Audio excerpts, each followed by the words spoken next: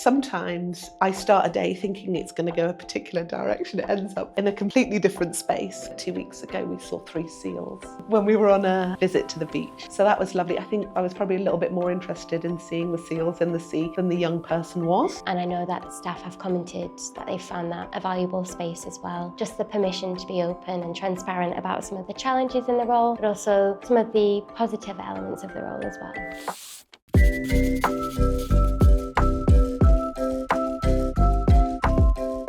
So you would assume that our roles would be very similar, but actually what we do in our day-to-day lives are quite different as clinical psychologists. So can you tell me a bit about what your working day looks like, your average working day? Although I imagine none of your days are the same. There's a lot of variability, and I think that's the good thing about it.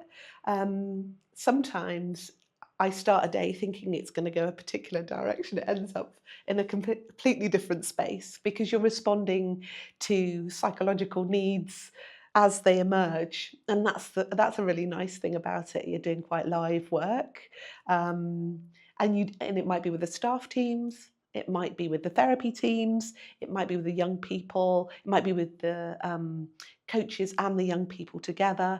It might be literally sat at a desk munching through some data. I've talked on a previous podcast about our monitoring of children's behaviours, so ABC charts. So we spend a lot of time also looking for patterns in behaviour so that we can change things up a bit to make them as optimal for the young person as possible. So I actually think I don't have 2 days that are the same. And I'm wondering how it's different in Eastbourne and how it might be different in London. And I will just caveat that by saying, in Eastbourne, we are able to go to the beach with our young people. And you should know that 2 weeks ago, we saw 3 seals. Oh, I'm very jealous. I know, when we were on a visit to the beach. So that was lovely. I think, in fairness, I was probably a little bit more interested in seeing the seals in the sea than the young person was.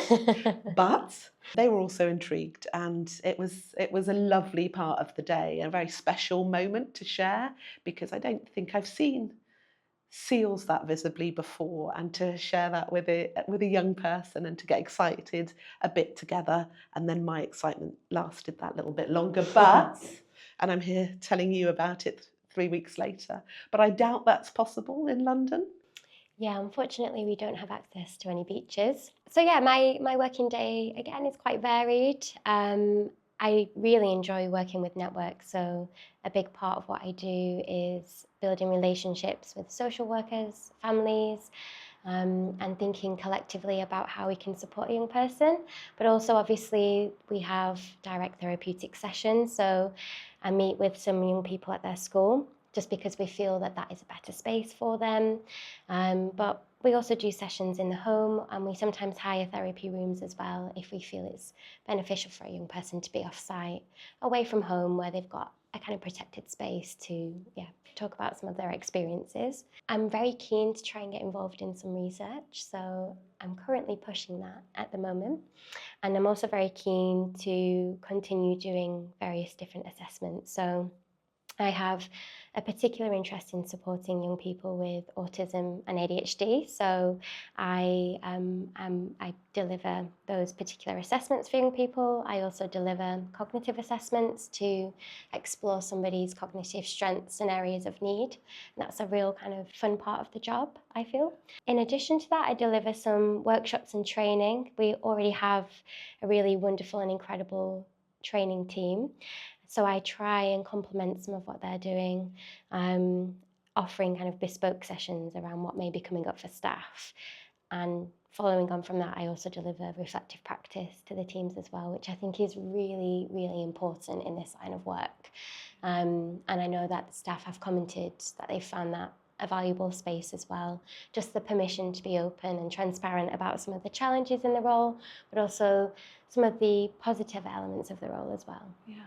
And any opportunities for joint work with other practitioners at all? Absolutely. So as you've described, we have an occupational therapist, speech and language therapist, dietitian, behaviour practitioner, and assistant psychologist. So we are a really well-resourced team. Yeah, we've got a new dietitian, so I'm hoping to do some joint work with them, thinking about the needs of particular young people who may have experienced trauma We often see that food and relationships with food can be quite complex, especially if food has been used as a form of control, or it's been scarce. So having support from a dietitian delivering psychological interventions around maybe disordered patterns of eating is just something I've never been able to benefit from in the past. But here, yeah, I feel like I can offer a really holistic package of psychological intervention, leaning on experts in different fields.